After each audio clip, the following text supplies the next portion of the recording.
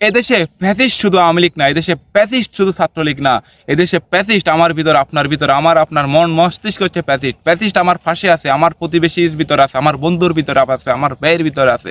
Fascist হচ্ছে আমাদের আচার আচরণের ভিতরে। এদেশে এখন আওয়ামী লীগ নেই, তাহলে এদেশের সমস্যাটা কোথায়? এদেশ তো সোনার দেশ হয়ে যেত। আসল কথা হচ্ছে প্যাসিস্ট লুকিয়ে আছে আমাদের ভিতরে, আমার ব্যয়ের ভিতরে, আমার প্রতিবেশীর ভিতরে, আমার রাষ্ট্রের ভিতরে, আমাদের আনাচে কানাচে প্যাসিস্ট, অসংখ্য প্যাসিস্ট লুকিয়ে আছে, যার কারণে এদের সোনার দেশ তৈরি হচ্ছে না। এই প্যাসিস্টেরা কখনো চায় না শান্তি প্রতিষ্ঠা হোক, ইসলাম প্রতিষ্ঠা হোক। তারা অন্যকে দাবিয়ে রাখতে চায়। তারা কখনো বুঝতে পারে না যে তারা প্যাসিস্ট। আপনি তাদেরকে কখনো বুঝাতে পারবেন না তারা প্যাসিস্ট। বর্তমানে আওয়ামী লীগ চলে গেছে, ছাত্রলীগ চলে গেছে, কৃষক লীগ চলে গেছে, তারা চলে গেছে ঠিকই, অন্যরা প্যাসিস্ট হয়ে উঠছে এবং উঠার চেষ্টা করতেছে।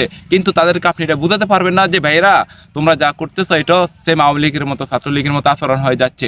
তারা বুঝবে না, বুঝতে পারবে না। আওয়ামী লীগও বুঝে নাই, বর্তমানে যারা প্যাসিস্টের আচরণ করছে তাদেরকে আপনি বুঝাতে পারবেন না। তারা বুঝে উঠতে পারছে না, তারা প্যাসিস্ট হয়ে যাচ্ছে।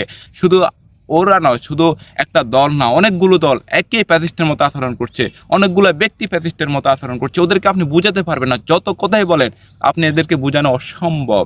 কারণ তারা কেউ আদর্শ লালন করতেছে, কেউ মুজিবের আদর্শ লালন করতেছে, কেউ ওই যে এরশাদের আদর্শ লালন করতেছে, কেউ কার্ল মার্কস লেনিনের আদর্শ লালন করতেছে। দুনিয়ার স্বার্থের কাছে এরা সব কিছু বিক্রি করে দিচ্ছে, তাদের ইমান আমল সব কিছু তারা দুনিয়ার স্বার্থে বিক্রি করে দিচ্ছে। তারা এই জন্য এখন ফ্যাসিস্ট হয়ে গেছে। এদেরকে আপনি কখনো বুঝাতে পারবেন না। সুতরাং আমাদের জনতার এখন সিদ্ধান্ত নেওয়া উচিত, আমরা কাকে আগামীতে দেশ গড়ার জন্য তৈরি করব, কাদেরকে আমরা সাপোর্ট দেব এবং কিভাবে ফ্যাসিস্ট দূর করা যায় সেটার জন্য আমাদেরকে সিদ্ধান্ত নিতে হবে।